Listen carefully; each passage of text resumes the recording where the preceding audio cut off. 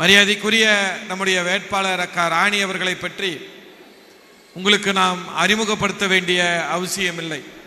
அவர் இந்த பகுதியிலே, குறிப்பாக நாமக்கல் சட்டமன்ற தொகுதியிலே நன்கு அறிமுகமானவர். அவர் நேரடியாக இப்பொழுது ஒன்றும் அவர் சட்டமன்ற வேட்பாளராக களத்திற்கு வரவில்லை. அவர் அதற்கு முன்பு இந்த நாமக்கல் நகர்மன்ற உறுப்பினராக தன்னுடைய பணியை தொடங்கினார். பின்னர் கொண்டிசெட்டிப்பட்டி ஊராட்சி மன்றத்தினுடைய தலைவராக இருந்தார். அதுக்கு அடுத்ததாக நாமக்கல் ஊராட்சி ஒன்றிய குழுவினுடைய சேர்மேனாக, யூனியன் சேர்மேனாக இருந்தார். இப்பொழுது நாமக்கல் சட்டமன்ற தொகுதியினுடைய வெற்றி வேட்பாளராக அறிவிக்கப்பட்டிருக்கிறார். இவர்தான் நாமக்கலின் முதல் பெண் சட்டமன்ற உறுப்பினர் என்கின்ற பெருமையும் பெறப்போகிறார். இத்தனை சிறப்புகள் வாய்ந்த நம்முடைய ராணி அக்கா அவர்களை வேட்பாளராக தலைவர் அவர்கள் நம்மிடத்திலே ஒப்படைத்திருக்கிறார்கள். ஆட்சிக்கு வந்ததிலிருந்து தளபதி அவர்கள் என்னென்ன தேர்தல் நேரத்தில் சொன்னமோ அத்தனையும் செஞ்சிருக்கிறோம். இப்போ ஏதோ உங்க வங்கி கணக்கில் 5000 ரூபா போட கிடையாது. ஆட்சிக்கு வந்த நேரத்தில் கொரோனா காலத்தில் கஷ்டப்பட்டோம். அப்போ ஒரு குடும்ப அட்டைக்கு 4000 ரூபாய் கொரோனா உதவித்தொகையாக முதலமைச்சர் வழங்கினார். பெண்களுக்கு இலவச பஸ் பயணம் என்று சொன்னோம். பெண்களுக்கு இலவச பஸ் பயணத்தை வழங்கினார். மகளிர் உரிமை தொகை மாசம் 1000 என்று சொன்னோம். இப்பொழுது 2000 என்று உயர்த்தி இருக்கிறார். புதுமை பெண் திட்டத்தின் கீழ் 12ஆம் வகுப்பு வரை அரசு பள்ளியிலே படித்த பெண்கள் கல்லூரிக்கு சென்றால் மாசம் 1000, அதை 1500ஆக உயர்த்தப்படும் என்று சொல்லியிருக்கிறார். பசங்களுக்கு, மாணவர்களுக்கு தமிழ் புதல்வன் திட்டத்தில் 1000 1500ஆக உயர்த்தப்படும் என்று சொல்லியிருக்கிறார். இங்க நம்முடைய அம்மன் வெங்கடாசலம் பேசுகின்ற போது குறிப்பிட்டார், இந்த மாவட்டத்தில் எங்கேயுமே குடிசை இல்லாத மாவட்டமாக உருவாக்கி இருக்கிறோம். கலைஞர் கனவுள்ள திட்டத்தின்படி இந்த மாவட்டம் முழுக்க 10,000 பேருக்கு காங்கிரீட் வீடு கட்டுவதற்கு 3 லட்சம் ரூபாய் வழங்கி இருக்கிறோம். இப்படி வரலாற்று காணாத திட்டங்களை நம்முடைய முதலமைச்சர் செய்திருக்கிறார். இன்னும் குறிப்பாக சொல்ல வேண்டும் என்றால், ஏழை எளிய குழந்தைகள் பசியோட பள்ளிக்கூடத்திற்கு செல்லக்கூடாது என்று காலை உணவு திட்டம், அந்த காலை உணவு திட்டம் 5ஆம் வகுப்பு வரை இருக்கக்கூடிய காலை உணவு திட்டத்தை 8ஆம் வகுப்பு வரை உயர்த்தப்படும் என்று சொல்லியிருக்கிறார். ஆட்சிக்கு வந்த புதுசில் 5 பவுன் வரை நகைக்கடன் தள்ளுபடி செய்தோம். விவசாயிகள் கடனை தள்ளுபடி செய்து மீண்டும் விவசாயிகளுக்கு கடன் கொடுத்தோம். மகளிர் சுய உதவி குழுவினுடைய கடனை தள்ளுபடி செய்து மகளிர் சுய உதவி குழுவுக்கு கடன் கொடுத்தோம். இந்த நாமக்கல் சட்டமன்ற தொகுதியை பொறுத்தவரை நம்முடைய அண்ணன் ராமலிங்கம் சட்டமன்ற உறுப்பினராக தேர்ந்தெடுக்கப்பட்ட பிறகு, திராவிட மாடல் ஆட்சி அமைந்த பிறகு, நானும் அண்ணன் சட்டமன்ற உறுப்பினர் ராமலிங்கமும் சேர்ந்து இந்த நாமக்கல் சட்டமன்ற தொகுதி வரலாற்று காணாத பணிகளை செய்திருக்கிறோம். இந்த நாமக்கல்லில் தீர்க்கப்படாத பிரச்சனையாக இருந்த புறவழிச்சாலையை அமைத்திருக்கிறோம். எந்த சட்டமன்ற உறுப்பினரும் செய்யாத பணிகள். 10 ஆண்டு காலம் அதிமுகவுடைய பாஸ்கர் சட்டமன்ற உறுப்பினராக இருந்தார். இந்த நாமக்கல் மண்ணுக்கு ஒரு துரும்பு கூட எடுத்து போட்டிருக்க மாட்டார். இவர்களுக்கெல்லாம் பேசுவதற்கு என்ன தகுதி இருக்கிறது? இந்த நாமக்கல்லில் மிகப்பெரிய போக்குவரத்து நெரிசல் இருந்தது. இன்றைய தினம் நாம் புறவழிச்சாலையை அமைத்திருக்கிறோம். புதிய பேருந்து நிலையத்தை நாம் திறந்திருக்கிறோம். மருத்துவமனையை செயல்பாட்டுக்கு கொண்டு வந்திருக்கிறோம். இந்த நாமக்கல் மாவட்டத்திற்கென தனியாக ஒரு மாவட்ட மத்திய கூட்டுறவு வங்கியை உருவாக்கி இருக்கிறோம். பால் பண்ணையை உருவாக்கி இருக்கிறோம். இந்த நாமக்கல் நகராட்சியை மாநகராட்சியாக தரம் உயர்த்தி இருக்கிறோம். இந்த நாமக்கல் சுற்றுவட்டம் முழுக்க இணைக்கப்பட்ட பகுதிகளுக்கு சாலை அமைத்திருக்கிறோம். பாதாள சாக்கடை திட்டம், நாமக்கல் நகருக்கு மட்டும் தனியாக பாதாள சாக்கடை திட்டம். கிராமப்புற பகுதிகளில் அத்தனை பகுதிகளிலும் சாலை அமைத்திருக்கிறோம். மோகனூர் பேரூராட்சிக்கு என்று தனி குடிநீர் திட்டம்.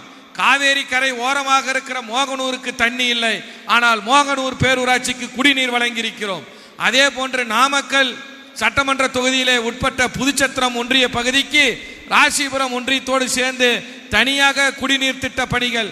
இன்றைக்கு புதுச்சத்திரம் ஒன்றியத்திலே குடிநீர் பிரச்சனையை முற்றிலுமாக தீர்த்திருக்கிறோம். இது அத்தனையும் 5 ஆண்டு காலத்தில் செய்திருக்கிறோம். குறிப்பாக நம்முடைய சட்டமன்ற உறுப்பினருடைய முயற்சியில் நைனாமலைக்கு பெருமாள் கோயிலுக்கு சாலை அமைத்திருக்கிறோம். இப்படி இத்தனை திட்டங்களையும் அடுக்கிக் கொண்டே போகலாம். ஆனால் ஒருவர் சொன்னாராம், பிஜேபி தலைவர், இந்த மாவட்டத்தின் பிஜேபி தலைவர், திமுக இந்த 5 ஆண்டு காலத்தில் நாமக்கலுக்கு என்ன செய்தது என்று நான் அவரிடத்தில் கேட்கிறேன். நீங்கள் 5 ஆண்டு காலம் நாமக்கல்லில் இருந்தீங்களா, வெளிநாட்டுக்கு போனீங்களான்னு தெரியல. நாமக்கல்ல இருந்தீங்களா, அல்லது உங்களுக்கு காது நல்லா கேட்கும்னு நினைக்கிறேன். நீங்க பேப்பர் படிக்க தெரிஞ்சவர், அதனால இந்த நாமக்கல் மாவட்டத்திற்கு சிறு குழந்தைகள் கூட சொல்லும் இந்த 5 ஆண்டு காலத்தில் செய்த சாதனை என்பது நாமக்கல் மாவட்டத்தினுடைய அடையாளங்களை ஏற்படுத்தி இருக்கிறோம். யாரும் செய்யாத சாதனைகளை இந்த 5 ஆண்டு காலத்தில் செய்திருக்கிறோம் என்பதை இந்த நேரத்தில் தெரிவித்துக் கொள்கிறேன். நம்முடைய முதலமைச்சர் அவர்கள் தேர்தல் வாக்குறுதியிலே எண்ணற்ற பல வாக்குறுதிகளை சொல்லியிருக்கிறார். குறிப்பா இந்த காலை உணவு திட்டம் இருக்குல்ல, 5ஆம் வகுப்பு வரை இருக்கிறது, 8ஆம் வகுப்பு வரை காலை உணவு திட்டத்தை உயர்த்தப்படும் சொல்லியிருக்கிறார். விவசாயிகளுக்கு நவீன மோட்டார் பம்ப் செட் வழங்கப்படும் சொல்லியிருக்கிறார். முதியோர் உதவித்தொகை 1000 2000 உயர்த்தப்படும் சொல்லியிருக்கிறார். மகளிர் உரிமை தொகை 1000 2000 வழங்கப்படும் என்று சொல்லியிருக்கிறார். புதுமை பெண் திட்டத்தில், தமிழ் புதல்வன் திட்டத்தில் 1000 1500 உயர்த்தப்படும் சொல்லியிருக்கிறார். மகளிர் சுய உதவி குழுவுக்கு கடன், மகளிர் சுய உதவி குழுவில் இருக்கக்கூடிய பெண்களுக்கு ஜாமீன் இல்லாம 5 லட்சம் கடன். பெண்கள்லாம் நல்லா வச்சு தெரிஞ்சுக்குவாங்க, சுய உதவி குழுவில் இருந்தால் உங்களுக்கு ஜாமீனே வேண்டியதில்லை, 5 லட்சம் ரூபாய் வரை கடன் வழங்கப்படும் சொல்லியிருக்கிறார். அது மட்டும் இல்லாம இந்த தேர்தல் அறிக்கையில் விவசாயிகளுக்கு அவர்கள் உற்பத்தி செய்கிற பாலுக்கு லிட்டருக்கு 5 ரூபாய் உயர்த்தப்படும் சொல்லியிருக்கிறார். கலைஞர் காப்பீடு திட்டம் 10 லட்சம் வரை உயர்த்தப்படும் சொல்லியிருக்கிறார். இத்தனை திட்டங்களையும் தாண்டி பெண்கள் இல்லத்தரசி திட்டத்தின் மூலமாக டிவி, பிரிட்ஜ், வாஷிங் மிஷின் வாங்குவதற்கு 8000 ரூபாய் கூப்பன் வழங்கப்படும் என்றும் நம்முடைய முதலமைச்சர் சொல்லியிருக்கிறார். இப்படி வரலாற்று சாதனைகளை, நாங்கள் சொன்ன வாக்குறுதிகளை நிறைவேற்றக்கூடிய ஒரே கட்சி திமுக தான். அது இல்லாத எங்களுடைய வாக்குறுதிகள் தரமா இருக்கும். ஒரு வாரத்துக்கு முன்னாடி முதலமைச்சர் பேசுறப்ப சொன்னார், 2006 கலைஞர் டிவி, கலர் டிவி கொடுத்தோம். அந்த கலர் டிவி இன்னும் சில இடங்கள்ல நல்லா ஓடிக்கிட்டு இருக்குது, கலைஞர் டிவின்னு பேரு. ஆனா அதிமுக ஆட்சி காலத்துல ஃப்ரிட்ஜ் இது கொடுத்தாங்க, மிக்சி கொடுத்தாங்க, கிரைண்டர் கொடுத்தாங்க, பேனு கொடுத்தாங்க. எங்க இருக்குதுன்னா எல்லாம் பழைய பித்தளை பேரிச்சம்பழத்துக்கு போயிடுச்சு, எல்லாமே கைலாங்கடைக்கு போயிடுச்சு. எதை செய்தாலும் தெளிவாக செய்வோம். இல்லத்தரசிகள் திட்டத்திலே 8000. ஆனால் இன்னைக்கு எடப்பாடி பழனிசாமி பொருந்தாத கூட்டணியை வைத்திருக்கிறார். ஜெயலலிதா அம்மையார் இருந்தா கூட இன்னைக்கு பிஜேபியோடு கூட்டணி வைக்க மாட்டார். அந்த அம்மா 2014 கேட்டாங்க மோடியை பார்த்து, மோடியா, கனமா சொல்லுங்க, மோடியா லேடியான்னு கேட்டாங்க ஜெயலலிதா. ஆனால் இன்றைக்கு எடப்பாடி பழனிசாமி யாரோடு கூட்டணி வைத்திருக்கிறார் என்றால் ஜெயலலிதாவே வெறுத்து ஒதுக்கிய பிஜேபியோடு கூட்டணி வைத்திருக்கிறார். அதற்கு காரணம் 2 காரணங்கள் தான். வழக்கில் இருந்து தப்பித்துக் கொள்ள வேண்டும்.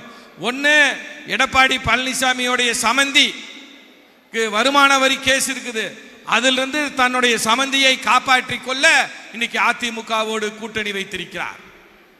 அதுக்கு அடுத்தது, தன்னை பாதிக்க கொடநாடு கொலை வழக்கில் இருந்து காப்பாற்றிக்கணும். ஜெயலலிதா அம்மையார் நம்மை விட்டு மறைந்து விட்டார். ஜெயலலிதா அம்மையார் இருக்கும் போது சொத்து நகையெல்லாம் எங்க இருந்ததுன்னா கொடநாடு பங்களாவில் இருந்தது. அதை கொள்ளடிக்க போனப்ப அத்தனை பேரும் படுபாவிகள் கொன்றார்கள்.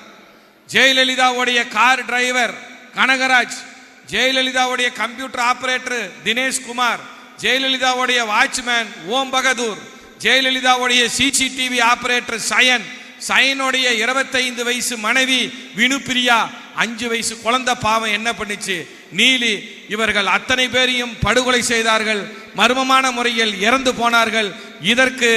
இதிலிருந்து தப்பிக்க, கொடநாடு வழக்கிலிருந்து தப்பிக்க இன்னைக்கு அதிமுக யாரோடு கூட்டணி வைத்திருக்கிறார் என்றால் பிஜேபியோடு கூட்டணி வைத்திருக்கிறார்கள். ஆனால் பிரதமர் மோடியோ தமிழ்நாட்டுக்கு துரோகம் செய்து வருகிறார். தமிழ்நாட்டில் அவர் சொன்ன திட்டங்களை இதுவரை எதையுமே அவர் தமிழ்நாட்டு திட்டங்களுக்கு நிதி ஒதுக்க கிடையாது. கிராமப்புறத்தில் இருக்கக்கூடிய 100 நாள் வேலை வாய்ப்பை எடுக்க முயற்சி செய்கிறார். காங்கிரஸ் ஆட்சி காலத்தில் பிரதமர் மன்மோகன் சிங் இருந்தபோது சோனியா காந்தி அம்மையார் கொண்டு வந்த திட்டம் தான் இந்த 100 நாள் வேலை வாய்ப்பு திட்டம். அந்த 100 நாள் வேலை வாய்ப்பு திட்டத்தை எடுக்க பிரதமர் மோடி முயற்சி செய்கிறார். பெட்ரோல் டீசல் விலை என்ன விலை விற்கிறது என்பதை சிந்தித்து பாருங்கள். பிரதமர் மோடி ஆட்சிக்கு வந்த புதுசுல சொன்னார், நான் ஒவ்வொரு அக்கௌண்ட்லயும் 15 லட்சம் போடுறேன்னு. ஆனா கருப்பு பணத்தை எடுத்து யார் அக்கௌண்ட்ல போட்டார்னா அதானி அம்பானி அக்கௌண்ட்ல போட்டார். 15 லட்சம் கோடியை போட்டார். அவர்கள் அதையெல்லாம் எதிலே முதலீடு செய்தார்கள் என்றால் தங்கத்தில் முதலீடு செய்தார்கள். இன்றைக்கு தங்கம் நாம வாங்கவே முடியல. நீ யாரு எட்டாக்கணியாகி விட்டது தங்கம். இத்தனை துரோகங்களை செய்கிற இந்த நாட்டு மக்களுக்கு துரோகங்களை செய்கிற மோடியோடு கூட்டணி வைத்திருக்கிறார்.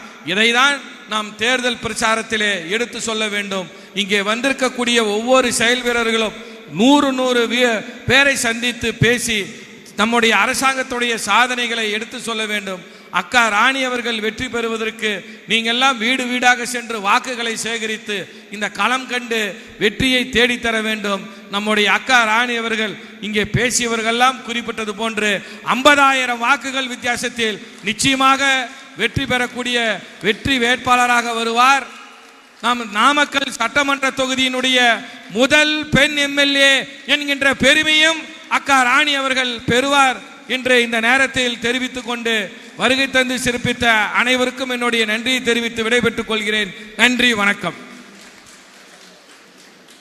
நன்றி உரை அண்ணன்